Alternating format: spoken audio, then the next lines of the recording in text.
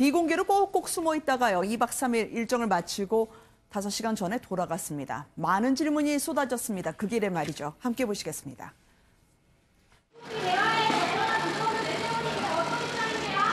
미국과 대화 나누실 의향 있으신가요? 비핵화 관련한 의견 안 나왔나요? 단장님, 그 박람 결과 어떻게 평가하시는지 한 말씀 부탁드립니다. 한 말씀만 좀 부탁드립니다. 북미 대화 언제쯤 생각하고 계세요? 여전히 묵묵부답입니다. 2박 3일 동안 우리가 김영철 부위원장 목소리 한번 제대로 못 들어본 것 같아요. 예, 그게 가장 인상적인 핵심인 것 같아요. 네. 그러니까 25일 와서 그날 저녁부터 그리고 26일 오늘 그리고 27일까지 사흘간 공개된 모습이 상당히 있었지 않습니까? 네. 그러나 그 공개됐을 때 단 한 번도 육성을 들려주지 않았어요. 그리고 표정도 일부러 상당히 근엄한. 원래 또 표정이 그렇다고 하니까. 네. 그러나 이제 마크에서 다각도의 접촉을 하면서는 얼마나 과연 강도 높은 얘기를 주고받았는지. 이게 이제 또 중요한 건 문재인 대통령과의 접견 때도 그랬고요. 다른 뭐 정의용 청와대 안보실장과의 접견 마찬가지로 일체 사진을 지금 공개하지 않았지 않습니까? 네. 내용도 아주 제한적으로만 지금 공개를 하고 있으니까 그런 점에서 아마 김영철이 이제 마치고 간 다음에 나오는 얘기가 더 궁금할 것 같습니다. 네. 아니 그러니까요. 대화 의지 거듭 밝혔다고 하는데 무슨 대화인지 아는 사람이 없고요. 사실은 뭐 제2롯데월드나 하남 스타필드 모시고 갈 듯 했는데 우리 측 여론은 생각했던 걸까요? 이래저래 다 취소하고 호텔에만 계시더라고요. KTX를 타는 과정에서도 덕수역을 이용했던 것을 보게 됐을 경우는 우리 국민들의 여론이 굉장히 좀 좋지 않은 상황이지 않습니까? 또 여기에 대해서 굉장히 우발적인 사태에 돌발하지 않도록 우리 정부 좀 신경 쓴 측면들이 있는 것 같고요.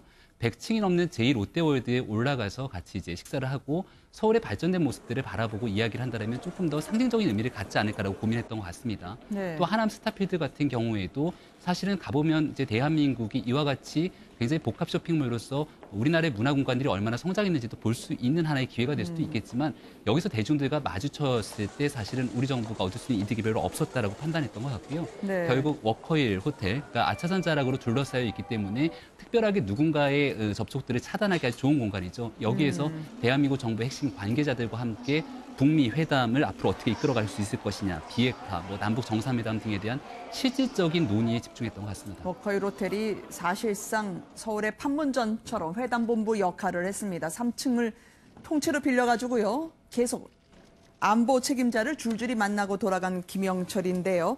어떻게 보십니까? 좀 안에서 매듭이 좀 젖었을까요? 의외로 북한 측에서는요. 조심스러운 건지 위축된 건지 김일성 가면 논란도요. 북한 응원단이 야단을 맞았다고 하는데요. 예, 뭐 야단을 맞았다는 소식통의 얘기는 있습니다만 네. 정확하게 북한이 뭐 공식 발표를 하지 확인되지는 않았습니다만 않지만, 네. 이런 것들에 대해서 크게 문제제기를 잘못된 것이다라고 문제제기를 하지 않는 것만 보더라도 대한민국 안에서 이루어지는 어떤 문제들이 의도성이 없었다라고 하는 것을 좀 스스로 네. 인정하고 있는 것 같고요. 그리고 구태여 논란을 일으키지 말라. 남북 네. 관계라고 하는 것도 조금 더 진전됐으면 좋겠다라고 하는 의지를 조금 더 표명하는 것 같습니다. 처음에 이제 개막식에 왔던 인사들과 폐막식에 오는 인사들의 좀 차이점이 있는 것 같은데 네. 개막식에 오는 인사들은 우리로 치면 문화부 관계자들이 좀 온 느낌이고 폐막식은 통일부나 국정원의 관계자들이 왔다라고 좀 보시면 이해가 쉬우실 것 같은데요. 네. 그러다 보니까 하는 역할들도 많은 차이가 있었던 것 같습니다. 개막식에 온 인사들은 대외적으로 시민들과 교류하고 접촉하는 모습들, 그래서 북한의 좀 달라진 이미지를 좀 보여주려고 했던 것 같고 폐막식에 왔던 이제 인사들은 실질적으로 남북관계 개선에 있어서 어떠한 논의를 하나하나 좀 풀어나가 보자. 근데 네. 지금 이분이 뭔가를 최종적으로 결정을 짓거나 큰 권한을 위임받고 온 상태는 아닌 것으로 보여지기 때문에 기본적인 실무적인 접촉의 조율들은 충분히 있었던 것 같고 26일 뭐 오전과 오후 그리고 27일 네. 조찬까지 국정원장과 통일부 장관, 안보실장 등의 순차적인 이 만찬과 조찬들이 어느 정도의 서로 간의 대화는 충분히 이루어졌겠다 이렇게 보여집니다. 네, 이 비핵화 자꾸 하니까 이제 귀에 못이 박히는 듯한 입장인데 이게 뚜렷하게 나온 게 아니어서 말이죠. 김영철은 말은 안 했지만 노동신문이 대신 답변한 듯 했거든요. 오기 전에는 핵을 포기하라고 차라리 바닷물이 마르길 기다려라 하더니 오늘은 핵을 포기하려면 미국부터 먼저 포기하라고 하더라고요. 예, 북한은 항상 핵과 미사일을 협상 테이블에 우리가 네. 먼저 올리는 일은 없을 것이다. 이게 이제 평소에 계속 내놓은 일관된 입장인데 네. 그건 사실 협상을 위한 어찌 보면 딜이죠. 네. 저는 어저께 정의용 안보실장과 천혜성 통일부 차관 그리고 남관표 안보실 2차장 그리고 이도훈 한반도 평화교섭본부장 외교부 네. 소속인 이 이도훈 본부장이 갔는데요. 저는 이 대목을 주목을 했습니다. 이도훈 본부장이 간 이유는 아마 짐작컨대는 김영철과 우리 정부가 만나서 나눈 얘기를 네. 미국에 보내서 미국에 설명을 하기 위해서일 걸로 그렇게 짐작이 됩니다. 네. 지금 말씀하셨듯이 우리 김 의원님 말씀하셨듯이 이번에 북한 측에서 내려온 쪽은 주로 통전부 우리로 하면은 어찌 보면 이 대남 전략 담당인 국정원이나 뭐 통일부 이런 쪽의 관계자들인 만큼 우리도 상대했던 거는 주로 국정원이나 통일부 쪽 관계자들이 상대를 했단 말이죠. 네. 그러나 나눴던 얘기가 사실 지금 앵커가 말씀하신 비핵화 이게 가장 핵심이기 때문에 그걸 위해서 우리가 지금 어떤 역할을 할지 중재 외교든 뭐든 간에 어떤 역할을 할지 그리고 미국과는 어떻게 풀어나갔으면 좋을지를 김영철의 입에서 어떤 얘기가 나왔는지 이걸 아마 이도훈 본부장이 미리 가서 네. 얘기를 하기 위한 게 아닐까. 그리고 이제 그런 다음에 미국의 이제 특사는 그 다음에 취해야 될 조치겠죠. 근데 이번 동계올림픽을 통해서 북미 간의 관계는 많이 조정돼 가고 있다라고 보여지는 것 같습니다. 네. 언론은 다 공개되지는 않았습니다만 10일 날 북미 간의 만남이 예정돼 있었는데 철회됐다라고 하는 내용도 알려진 것처럼 또 가장 주목해야 될 것 중에 하나는 동계올림픽 기간에 미국에서 발표한 내용 중에 네. 항상 비핵화가 전제돼야 된다라고 하는 걸 주장했었는데 이번에는 비핵화를 논의하기 위한 예비 회담을 할 수 있다라고 네. 얘기를 했기 때문에 그 자체의 전제를 조금 두고서라도 대화를 하겠다라고 하는 의지는 충분히 보여지는 것 같습니다. 네. 북한과 미국 지금 2박 3일보다 앞으로의 2박 3일 평창 이후가 더 중요한 시점 아니겠습니까? 자유한국당은 일관됐습니다. 호락호락 김영철 통전부장을 우리가 떠나보낼 수 없다. 마치 그 길목을 막아서듯 기습 시위를 했었는데요. 자유한국당은 장애로 나갔습니다. 그 장면으로 보시겠습니다.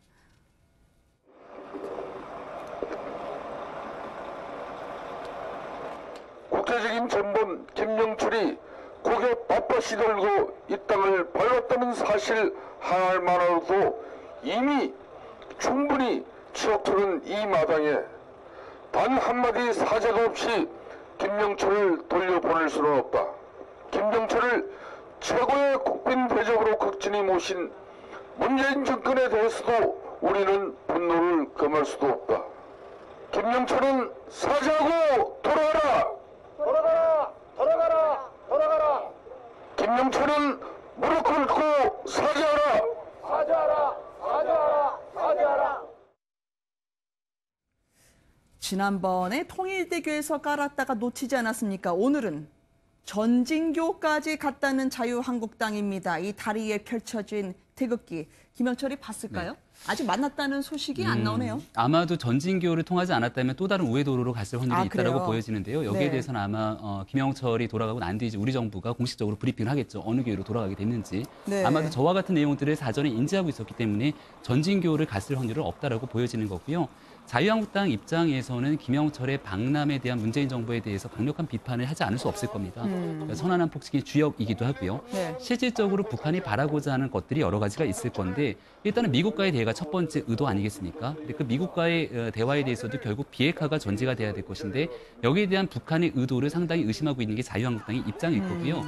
미국과의 대화뿐만이 아니라 사실은 평창 동계올림픽에서 북한이 굉장히 공을 들이게 되는 건 우리 민족끼리 대한민국과의 관계를 개선하는 겁니다. 그러니까 네. 여기에 대한 부분 속에서도 김영철을 내려보낸 여러 가지 이유가 있을 건데 그걸 받아들이기 어렵다라고 하는 분명한 메시지를 전달하고 있는 터라 네. 아마 김영철이 다시 북으로 돌아가고 난 뒤에 김정은과 함께 대한민국의 분위기에 대해서 앞으로 여러 가지 전략을 모색하는 데도 나름의 좀 변화가 있지 않을까라는 생각이 들기도 합니다. 대화한다고 해도 핵과 미사일 시간을 벌어줄 뿐이다라는 게 자유한국당 입장인 것 같은데요. 일단 악셀을 워낙 밟긴 했거든요. 근데 떠났단 말입니다. 김영철이요.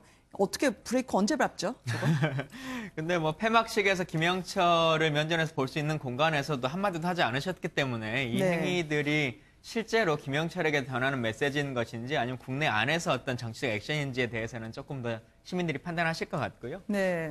결국은 이제 떠나고 났기 때문에 이걸 가지고 더 얘기할 수는 없는 측면일 것이고 다시 국회로 돌아와서 국회 안에서 야당으로서 하셔야 될 역할들을 충실히 하시는 게 국민들이 기대하는 바일 거라고 생각합니다.